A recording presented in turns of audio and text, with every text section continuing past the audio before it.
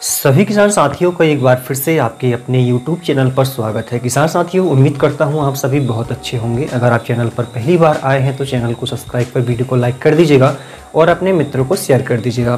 किसान साथियों, इस वीडियो के माध्यम से मैं आपको बताने वाला हूं कि आप लहसुन की उन्नत सफल खेती किस तरीके से कर सकते हो, अच्छा उत्पादन आप किस तरीके से ले सकते हो। किसान साथियों, तो आज हम इस वीडियो के माध्यम से बताने वाले हैं कि आपको खेती की तैयारी कैसे करनी है, कौन से खाद डालने हैं, इसमें कौन कौन से रोग लगते हैं, कौन कौन से कीट लगते हैं, इन रोगों का और कीटों का क्या निवारण हो सकता है, सिंचाई आपको किस तरीके से करनी है, खाद आपको कौन कौन से डालने हैं जिससे आपको अच्छा उत्पादन मिले, और कौन कौन से समय पर आपको खाद देनी है, कौन कौन से समय पर आपको दवाइयों का स्प्रे करना है। सारी चीज़ें आपको इस वीडियो के माध्यम से मिलने वाली है, इसलिए आप वीडियो के लास्ट तक बने रहिएगा।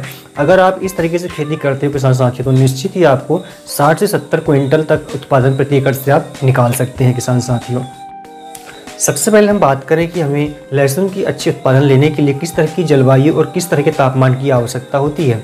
तो किसान साथियों, मध्यम ठंडी जलवायु लहसुन के लिए उत्तम जलवायु मानी जाती है।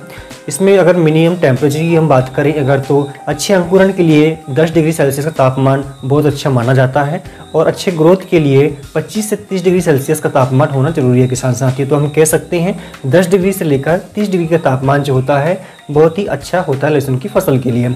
इसमें तौसार और कहना चाहिए जो पाला जैसी कहना चाहिए समस्याएं आती है वो लहसुन की फसल में नहीं मिलती है। इसमें ठंड सहन करने की क्षमता अच्छी पाई जाती है। किसान साथियों, ठीक है, इसके बाद हम बात कर लें कि हमें किस तरह की मिट्टी में लहसुन की खेती करना चाहिए। तो पूरे भारत में सभी प्रकार की मिट्टी में हम लहसुन की खेती कर सकते हैं। किसान साथियों, सिर्फ आप इतना ध्यान रखिएगा कि जो मिट्टी का pH लेवल है वो 6 से 7.5 के बीच में होना चाहिए।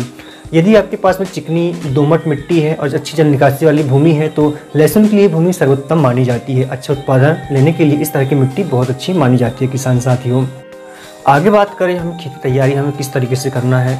अच्छे उत्पादन लेने के लिए किसान साथियों हमें अच्छी किस्मों के साथ साथ खेत की तैयारी भी अच्छे तरीके से करनी चाहिए।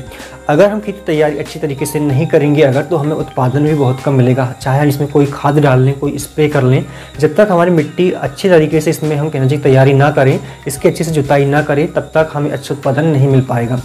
खेत की तैयारी करने से पहले आपको सबसे पहले ध्यान रखना है पुरानी फसल की अवशेष हैं उन्हें हमें बीनकर इकट्ठा करके खेत से बाहर फेंक दें या उन्हें जलाकर हमें नष्ट कर देने चाहिए। यदि पुराने अवशेष होंगे तो हम खेत की तैयारी अच्छे से नहीं कर पाएंगे। खरपतवार की समस्या और विभिन्न प्रकार के रोग और कीट जैसी समस्या, फफूंद जैसी समस्या देखने को आपको आगे मिल सकती है। तो जैसे ही हम सारे अवशेषों को नष्ट कर देते हैं उसके बाद में हमें मध्यम गहरी जुताई वाले कल्टीवेटर से इसकी 2 से 3 बार जुताई करनी चाहिए। किसान साथियों, ये जो जुताई हम करेंगे ये लगभग 1 से 2 दिन के अंतराल में हमें 3 जुताई करना चाहिए। जब हमारी मिट्टी अच्छे से सूख जाए तो इसे पाटा लगाकर आप इसे समतल कर लीजिएगा, या तो फिर इसे आप रोटावेटर से मिट्टी को समतल करके भुरभुरी कर लीजिएगा।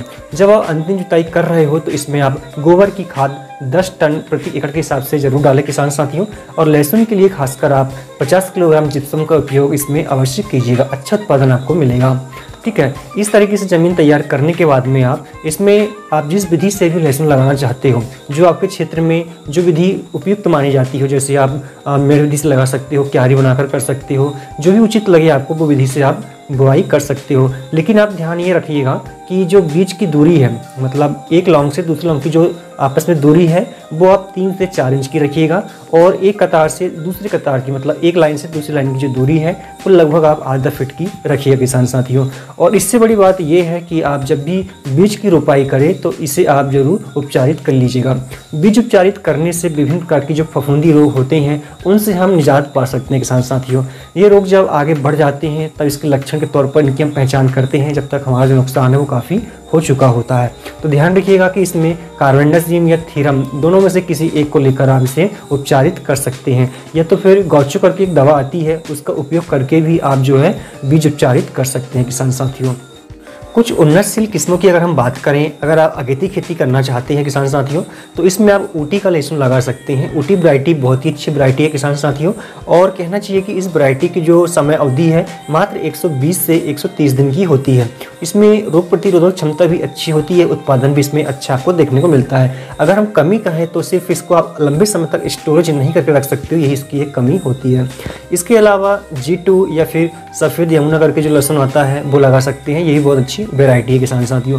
प्रति एकड़ के लिए आप 1.5 से 2 क्विंटल जो लहसुन होता है वो 1 एकड़ के लिए पर्याप्त होता है किसान साथियों। ठीक है, आगे बात करें हमें कि खाद किस तरीके से और कब कब देना चाहिए, तो मैं आपको बता दूं कि जो खाद है आपका, जब आप बीज में कहना चाहिए रोपाई करते हैं, खेत में जो बीज लगाते हैं, उससे पहले आपको बेसल डोज के रूप में कौन कौन से खाद यूज़ करने हैं। तो आपको सबसे पहले लेना है किसान साथियों 50 किलोग्राम DAP का एक बैग जो आता है वह पूरा बैग आपको लेना है। उसमें आपको मिलाना है MOP 50 किलोग्राम, जो पोटास आता है वो आपको लेना है। ठीक है, इसमें मिलाना है आपको 45 किलोग्राम यूरिया, साथ ही आपको लेना है 5 किलोग्राम माइक्रो न्यूट्रिएंट्स लेना है, कोई भी अच्छी कंपनी का आप ले सकते हो। साथ ही आपको 5 किलोग्राम इसमें मैग्नीशियम सल्फेट मिलाना है। साथ ही 5 किलोग्राम इसमें आपको रूट ग्रोथ प्रमोटर करके एक दवा जो आती है जिसमें जड़ों का अच्छा विकास होता है, वो आपको जरूर डाल लेना है किसान साथियों। इसके अलावा अच्छे उत्पादन के लिए और हमारी फसल विभिन्न कीट और रोगों से बची रहे, इसके लिए आपको 1 क्विंटल से 1.5 क्विंटल मतलब 100 से लेकर 150 किलोग्राम के आसपास में नीम की खल अवश्य डाल लेना है किसान साथियों। बिजाई से पहले आपको ये सारी चीज़ें कंप्लीट कर लेना है। ठीक है, इसके बाद में आपको जब बीज रोपाई आप करें तो जिस विधि से भी आप कर रहे हो पहले उसमें आप पानी लगा दें, और पानी लगाने के बाद में आप देखें कि इसमें कुछ चलने लायक ज़मीन हो जाए, थोड़ी सूख जाए, तब उसमें आप एक एक बीज की रोपाई करें। ध्यान रखिएगा कि जो आपके बीज हैं, जो लॉन्ग है, वो लगभग आधा से 1 सेंटीमीटर नीचे जाना चाहिए किसान साथियों। ठीक है, ये तो हो गया बेसल डोज। इसके बाद में जब आपकी फसल 25 से 30 दिन की हो जाए तो उस समय आपको कौन कौन से खाद डालने हैं। जब आपकी फसल 20 से 25 दिन की हो जाए, या फिर आप इसको आगे भी बढ़ा सकते हो, जब आपकी फसल देख लें कि आप इसमें थोड़ा कहना चाहिए ग्रो नहीं कर रही है या ग्रो अच्छी तरीके से कर रही है, अगर ग्रो अच्छी तरीके से कर रही है तो ये डोज आपको 35 से 40 दिन में लेना है। यदि ग्रो थोड़ा कम कर रही है फसल तो आपको 25 से 30 दिनों में लेना है। ठीक है, उस डोज में आपको क्या लेना है, 25 किलोग्राम यूरिया आपको लेना है। साथ ही इसमें NPK जो दानेदार आता है पाउडर रूप में, वो आपको लेना है। उसमें जो अनुपात होता है 20:20:00 का, वो आपको लेना है एक बैग जो 50 किलो का आता है। ठीक है, साथ ही इसमें 25 किलोग्राम आपको MOP लेना है जिसे हम पोटास कहते हैं। साथ ही 5 किलोग्राम इसमें आपको बोरान मिलाना है किसान साथियों। तो इतना सब कुछ मिलाने के बाद में आपको पूरे खेत में छिड़काव विधि से कहना चाहिए कि छिड़क कर पूरे खेत में डाल देना है। इसके बाद में आपकी जब फसल 50 से 60 दिनों की हो जाए उस समय आप देख लें कि फसल आपका अच्छा ग्रो कर चुकी है, तो आपको आगे कोई खाद डालने की आवश्यकता नहीं है, इतना खाद पर्याप्त होता है किसान साथियों। ठीक है, आगे बात करें हम कि सिंचाई किस तरीके से करें। तो सिंचाई की जो भी साधन आपके पास अवेलेबल हो, यदि आप खुला पानी देना चाहते हो तो खुला पानी आप दे सकते हो, ड्रिप के द्वारा देना चाहते हो तो ड्रिप भी लगा सकते हो, इसके अलावा स्प्रिंकलर द्वारा भी आप सिंचाई कर सकते हैं। अब बात करें कि हमें कितने दिनों के अंतराल में जो है पानी देना चाहिए, तो किसान साथियों देखिए, ये पानी की जो व्यवस्था है, पानी की जो देने का जो तरीका होता है, कहना चाहिए पानी देने का जो समय अंतराल होता है, ये ज़मीन पर डिपेंड करता है। ज़मीन अगर हमारी भारी है तो हम 10 से 12 दिन में पानी दे सकते हैं। यदि ज़मीन थोड़ी हल्की है तो 7 से 8 दिन में हमें पानी देना चाहिए किसान साथियों। ठीक है, इसके अलावा आप देखिएगा कि जब आप फसल लगाएंगे उसके 8 से 10 दिन बाद में जब आप पहली सिंचाई करेंगे, उसके बाद में आपको खेत में छोटे छोटे खरपतवार देखने को मिलेंगे किसान साथियों। कुछ चौड़ी पत्ती के मिलेंगे, कुछ सांकड़ी पत्ती के आपको मिलेंगे। ठीक है, तो आपको शुरुआती दौर पर ही इसे रासायनिक दवा के द्वारा जो है कंट्रोल करना है। ठीक है, सिर्फ 8 से 10 दिन के बाद ही, मतलब 8 से 10 दिन पहले ही आपको रासायनिक दवा का यूज़ करना है। उसके बाद में रासायनिक दवा का यूज़ आपको बिल्कुल नहीं करना है खरपतवार के लिए, इससे आपको हाथ से निराई गुड़ाई करना होगा किसान साथियों। अब कौन सी रासायनिक दवा का यूज़ करना है वो आगे बताऊंगा मैं आपको, लेकिन जो निराई गुड़ाई है, आपको पहली निराई गुड़ाई आपकी 25 से 30 दिन में होना चाहिए। उसके बाद में सेकंड निराई गुड़ाई आपकी 55 से 60 दिन में होना चाहिए। फिर अगली जो तीसरी निराई गुड़ाई है, अगर आप देख लें खरपतवार ज़्यादा है तो निराई गुड़ाई करें, आप नहीं है अगर ज़्यादा तो कोई ज़रूरत नहीं करने की। ठीक है, 80 से 90 दिन में तीसरी निराई गुड़ाई आप कर सकते हैं। ठीक है, इसके अलावा किसान साथियों मैं आपको बता दूं, जब भी आप इसमें रासायनिक दवा का यूज़ करें तो पहले आप देख लें कि इसमें थोड़ी नमी हो, तभी आप इसमें खरपतवार नाशक का यूज़ करें किसान साथियों।